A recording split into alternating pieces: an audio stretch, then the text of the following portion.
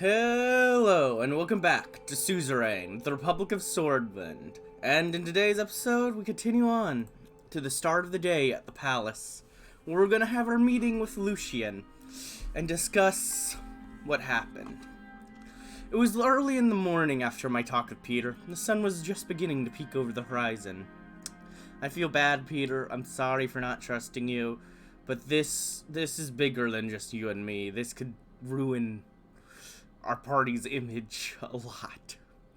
The Maroon Palace was empty, save for a few cleaning staff. I entered my office to find Lucian already waiting for me. Mr. President, thank you for meeting with me at this hour. I couldn't sleep anyways.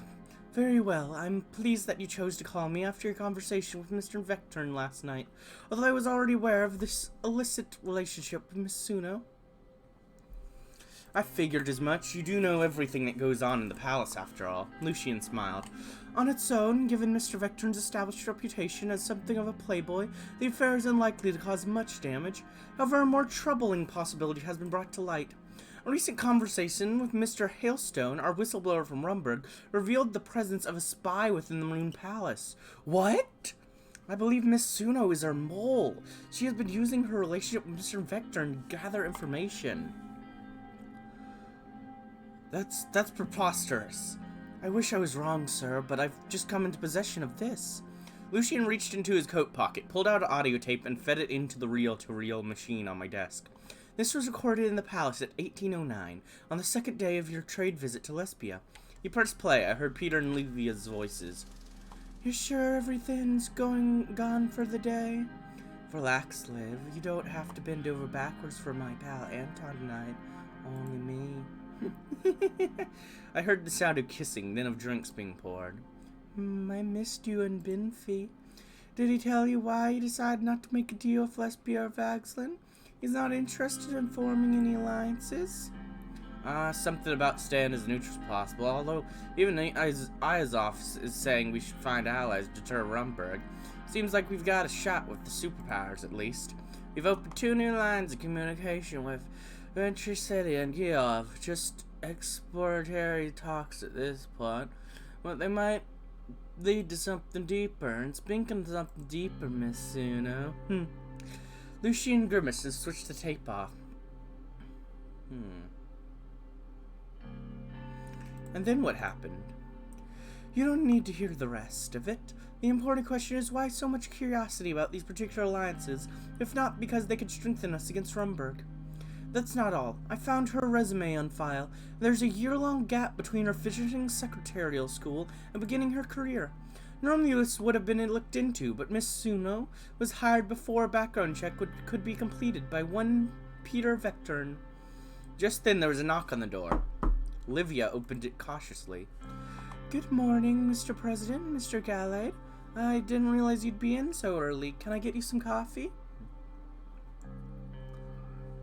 Coffee would be great, actually. Livia left to make coffee. A few minutes later, she came back and served the coffee. Please have a seat, Miss Suno.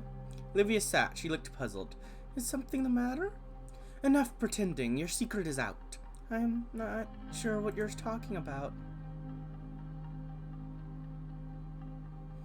Come on, Livia. Peter already told me everything. Livia buried her face in her hands. I'm sorry, Mr. President. I was foolish and Peter was so nice to me. But it's over now. Nobody ever needs to know. That's not what the President means, Miss Suno. We're referring to you being an intelligence agent for Rumburg. Livia sat upright. She looked shocked. Pardon me, Mr. Gallade, but are you feeling all right?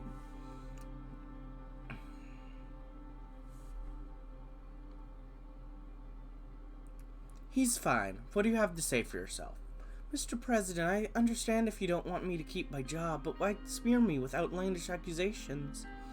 Miss Suno, indulge me for a moment. What were you doing in the year of 1951? Lucia's face flushed. If you must know, I was working as a cigarette girl at Porto. It's Lachevin Saloon. I was saving up so I could afford my own place in Wholesword. Here's the proprieties number if you need to double check. She scribbled a telephone number on a piece of paper. Lucian snatched it up.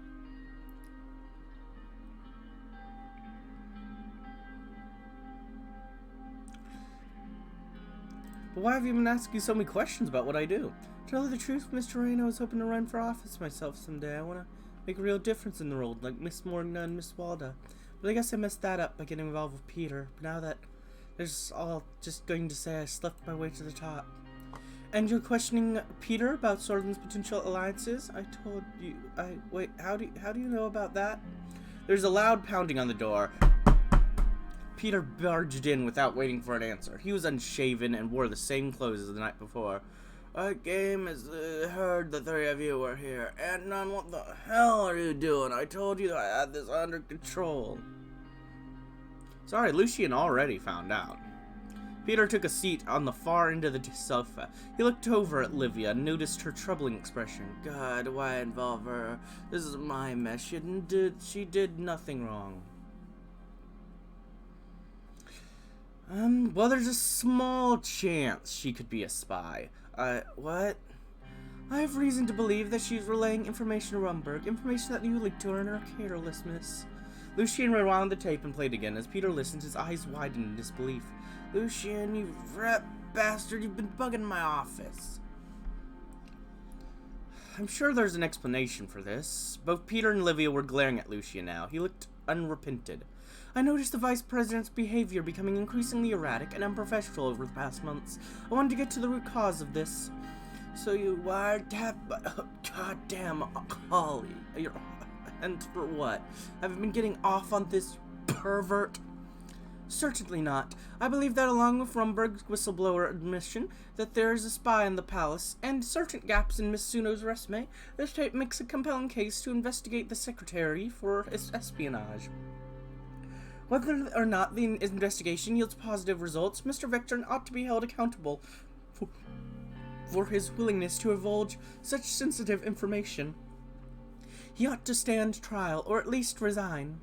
Peter's jaw dropped. Livia stood up. If I may, Mr. President, I've been paying attention to what goes on in the palace, not because I'm some sort of agent, but out of genuine interest. Hard as that may be for you to believe, Mr. Gallade.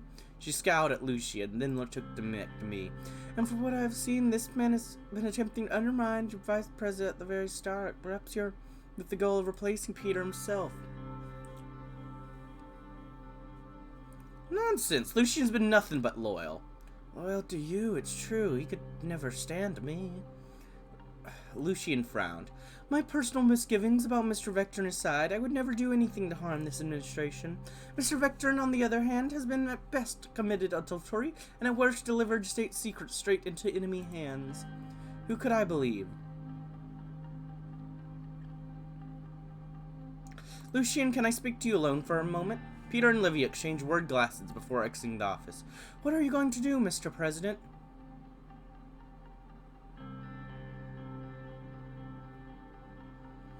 I believe you. We should investigate Livia. Lucian breathed a sigh of relief. I appreciate your trust in me.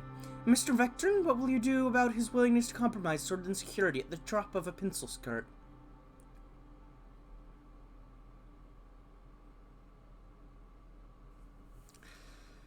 I'll decide that once we have the results. Very well. Just keep in mind you may need to shoulder the blame for this. Need him to shoulder the blame for this. Lucian adjusted his tie. I'll apologize to Miss Suno and tell her that this has all been a misunderstanding. We can't have her running away during the investigation.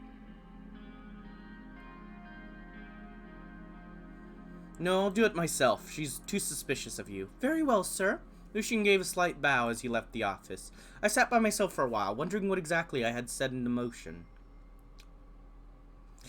Well, boy, here we are.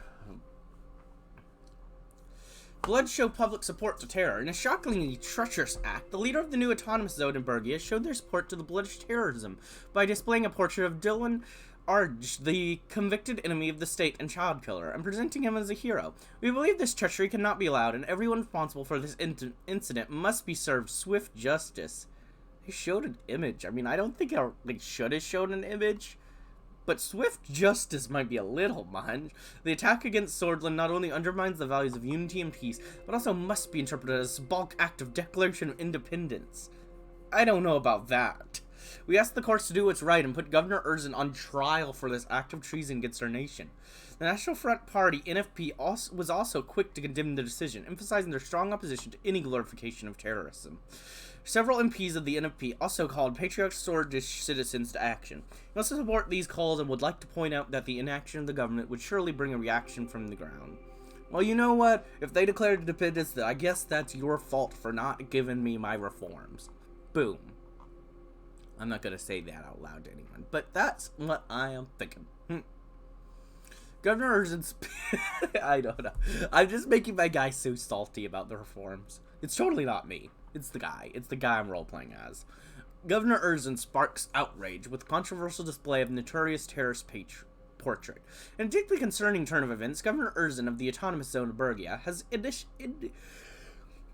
ignited a firestorm of criticism by prominently displaying a portrait of the Dylan Arge, a convicted terrorist and former leader of the British Freedom Front, BFF, in the People's Plaza of Deir. Arge, who is currently serving time in Antal Rock Prison for his despicable involvement in heinous acts of violence against our Sword Estate, was once considered the arch-enemy of our nation. The Ministry of Justice swiftly voiced its grave concerns, questioning the jurisdiction of the Autonomous Zone and granting Governor Urzin the authority to showcase the prominent individual who have long been deemed enemies of the state. This move raises serious doubts about the governor's judgment and highlights a disregard for principles of justice and national security. The National Front NFP wasted no time in vehemently condemning the decision, stressing their unwavering opposition to any form of terrorist glorification. The party's members, expressing their outrage, have been even resorted to threatening potential mob justice against the new administration of Bergia, further exasperation fears of social unrest and division. See, that's at least a more neutral stance about it, more than the other one. Results of the affair scandal. Several days had passed since I ordered the investigation to my secretary, Livia Suno. Both Peter and Livia had been acting unusually nice to me, believing I'd let them off the hook for their affair. They seemed to be avoiding each other in the hallways, though. I was just sitting in behind my desk when Lucian knocked on my door. Sir, a moment of your time? Of course. Lucian entered my office and closed the door behind him. Our security team traveled to Lachevin to speak to the owners of the pub Miss Suno named. They confirmed one Livia Suno had worked there. The description of her did not match that of your secretary. However, it did match that of an unidentified corpse that washed up in Lincoln Bay 2 months before your inauguration. If that's Livia Suno, who's the woman working for me? Further investigation by our operatives in Rumburg matched Miss Suno's description to a woman named Ilana Vance, last seen graduating from Crimson Political Science Institute. Our whistleblower from Rumburg recognized the name Vance as belonging to a deeply embedded covert agent, although he had previously assumed it was a man.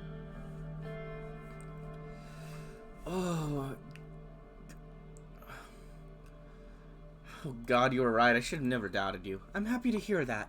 Now, what are you going to do, sir?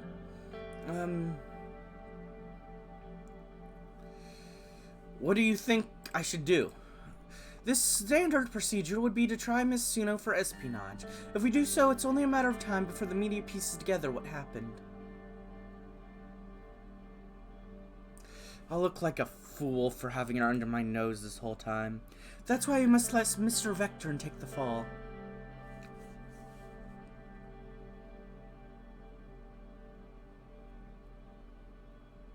I know his actions were problematic. Problematic is an understatement. Mr. Vectorn was put in danger by failing to order a background check on our closest personal staff.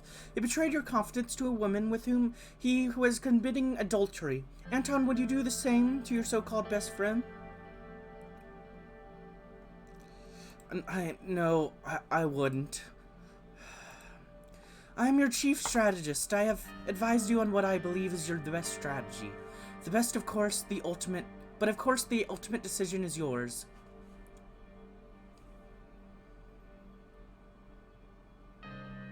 Alright, Peter will be our scapegoat. Here we go! This is a really mean thing to do, but we're doing it. Oh well. Bye, Peter. Very well. I shall consult with our friend Mr. Currenty and write a statement for you to read at the press conference. I'll leave you to handle Miss Vance. Thank you. Not with pleasure. This is not a with pleasure moment. Lucian nodded and walked out. I called Carl Greaser from my desk and explained the situation. After a few minutes, I rang for Livia. She entered my office. Is there something you need, Mr. President? You tell me, Ilana. A barely perceivable flash of fear crossed her face. Livia, sir. My name is Livia. I nodded toward my office doorway. Carl Greaser was standing there along with two of his guards, blocking the entrance. Ileana Vance, you are under arrest on suspicion of espionage. Please come with me. Her eyes darted around the room. What the hell is going on, Mr. President? Have you let Lucian get to your head? I thought you're smarter than that.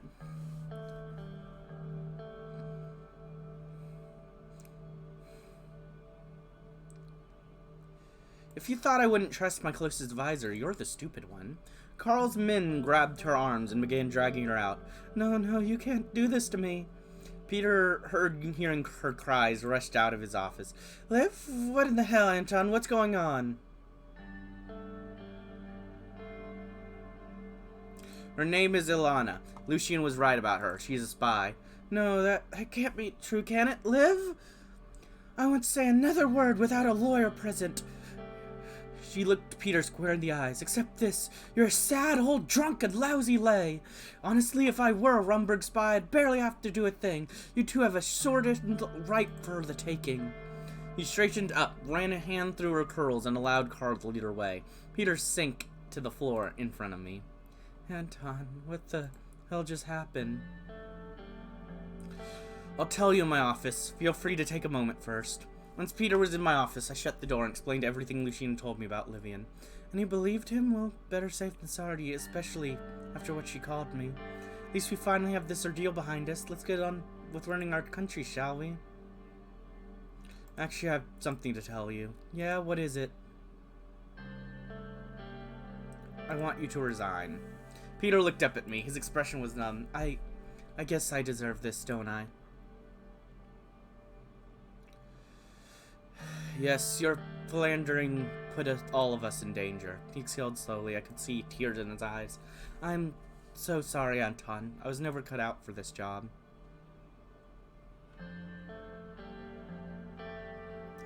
You did great. Sorlin's just not ready for a vice president like you yet. Don't patronize me. Stay for a drink? Without waiting for him to answer, I poured some whiskey into a glass. Peter grabbed the bottle instead. To new beginnings. Gulp, gulp, gulp, gulp. He drank a third of the bottle in one long swing, then got on his feet and unsteadily made his way to the door. I knew this was for the best, but I hoped my friend would be alright.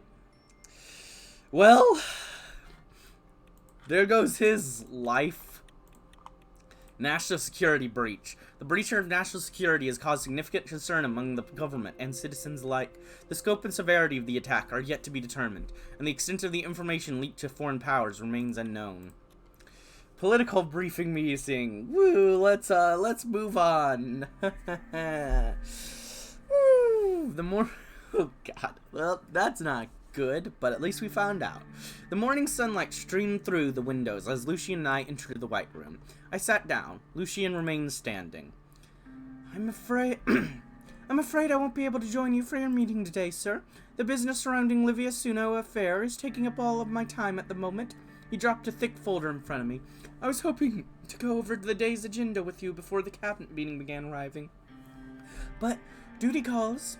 He walked out. I took a look at the folder in front of me, then at the coffee carafe in the corner of the room. I walked over and poured myself a cup. I wondered when my new secretary would start work. Internal Affairs was first on the list of items. Lilius and Neil, along with their close staff, joined me around the table. Lilius cast an eye around the room. No new secretary yet. I hope this means Miss Suno's replacement is getting an extremely thorough background check.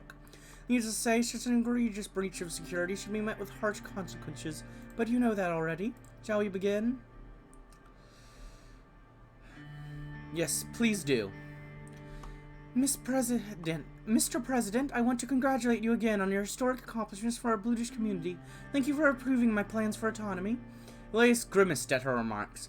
After holding a little election, Eudster was elected as the governor of the autonomous zone of Bergia. This marks a new era for all Bergians. I've gotten reports of days-long post-election celebrations all across the region. And now they are building their own security force from scratch. My problem remains the same, if not worse. If they do not cooperate like Bronze forces, I'm afraid consequences will be more deadly than like this time around.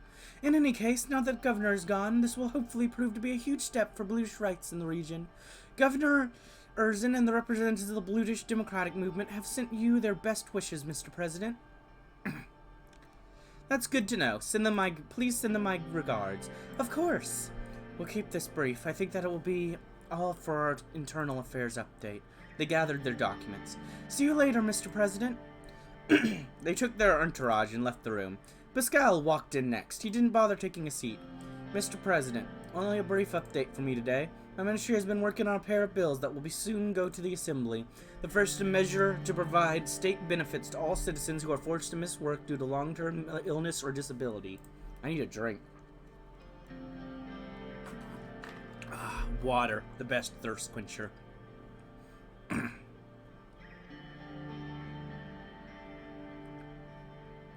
That's a good idea, Pascal. Those people have enough to worry about without fearing for their financial security. Plus, it's popular. And we have money. Exactly, Mr. President. Receiving these benefits may even help them recover and get back to work faster. Very true. And not have to risk going back to work when they're still sick, which is common in real life. The second is called the Children for Future Act. It would provide direct financial support for low-income families with children, while ensuring that the children of unemployed parents have access to education and health care. Very good. Children are indeed our future, even if they are not born into wealth. Yes, every child deserves a chance to thrive, regardless of their background. Look for these measures to cross your desk soon, assuming they're approved by the Assembly, of course. We will discuss everything else in a more detail during our upcoming annual health report. I'm looking forward to it. Pascal nodded and exited the room. Simon came in shortly after. Mr. President, where's the Vice President today? He's thinking very hard about what he did wrong. I see. Simon's expression remained unchanged as he sat down to face me. I just wanted to provide you with a few updates on the economy. Well, our growth has gone back up to what it was before after that slight decrease after doing different reforms. So, it just needed a little bounce back. The government budget is currently healthy enough. We don't need to worry about introducing new tax measures, especially since tourism into Swordland is on the rise. Our investment in cultural preservation paid off, it seems. That's good news. Thanks for telling me. I never quite understood why anyone would want to vacation in Swordland when Lesbia is right there, but I suppose our country has a certain charm. There was a knock on the door. A guest manager strolled in and grabbed a seat. Mr. President, Simon, some excitement about the palace lately, I've heard.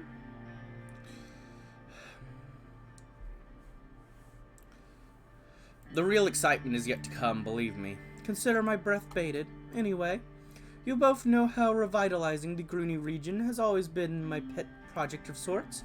Well, thanks to efforts of my ministry and the funding allocated by the president, Groony is looking stable these days. Stable? That's it. Gus shrugged. It's far from the massive surge in economic growth that I had hoped to see, but I still believe the area has a wealth of untapped potential. If we seize every possible opportunity to invest in Groony now, we could see positive results within our term.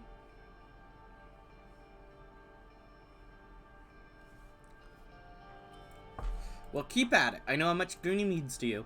Not just to me, Mr. President. It's the breadbasket of the nation. I'll be on the lookout for future opportunities to invest in the region. The door to the White Room opened slowly, and David made his way in. Oh, hello, gentlemen. I'm early again, aren't I? Not to worry, Mr. Whiskey. We've just wrapped things up. Simon and Gus rose from their seats and left the room.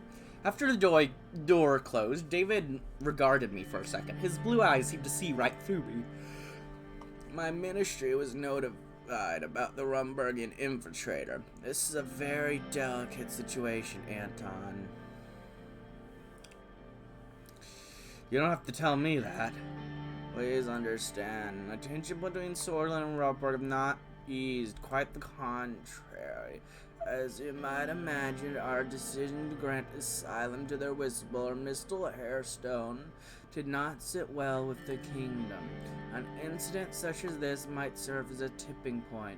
Place too much blame on Rumberg, and we may lose our chance at reconciliation.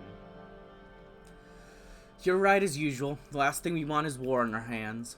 A compromise in the name of the greater good may spare countless lives. I'll leave you to it, Anton. I know you've got a lot on your plate. It's always a pleasure, David. Well, honestly, throwing the vice president under the bus might save thousands of lives. There you go. Simple as that. You gotta do it. David left the white room, gently closing the door behind him.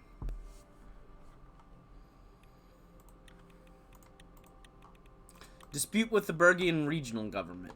The Ministry of Interior and the regional government of Bergia are currently in a legal dispute regarding the jurisdiction and control of internal security matters within the region of Bergia. Due to the special laws of Bergia, the Bergian local security forces do not fall under the authority of the Ministry of Interior, causing issues with communication and collaboration with the central government. FC Enrica starts with new season with a flourish. Early matches full of optimism. The Swordish National League has kicked off with a bang, and the FC Enrica is emerging as one of the standout contenders early in the season. The club's impressive start has ignited a sense of excitement and optimism among fans and pundits alike. In their opening match, FC Enrica displayed their attacking prowess by securing a convincing 3-0 victory against FC Hallsword. Their most recent match was against HOS Conriat, where FC Enrica produced another remarkable display of attacking football, clinching a resounding 4-2 win. The veteran Swordish striker Zaltar was instrumental in controlling the game's tempo, while the famous American midfielders continued to showcase their predatory instincts. With every successes under their belt, speculation is rife among football enthusiasts, who are already tipping FC Enrica as strong contenders for the championship, along with FC Gelsword. However, the season is still in its infancy, and much can change over the course of the campaign. I mean, they're usually the two that can get there anyways, so not much different. Geopolitico, United Cortana discovers Arcasian base in Polaris. In startling revelation, United Cortanan satellite has uncovered a massive Arcasian military base in Polaris, strategically positioned within bomber range of United Cortana. This unexpected development has sparked a strong response from United Cortana, with government officials threatening to establish a naval base on the continent in response. The base, equipped with advanced weaponry and communication facilities, represents a significant escalation in Arcasian military presence in the region, and it's believed that this move could be a part of the broader strategy to exert influence and safeguard Arcasian interests. The unveiling of the base and the ensuing reaction significantly amplify the existing tensions between these two superpowers, further complicating diplomatic relations. Observers are now watching closely for potential retaliatory actions and further strategic maneuvers that could reshape the delicate balance of the power in the region. Alright. And we'll do our press release for the affair scandal next time. I hope you enjoyed this episode, and if you did, like, comment, subscribe, and hit the bell button. And as always, peace.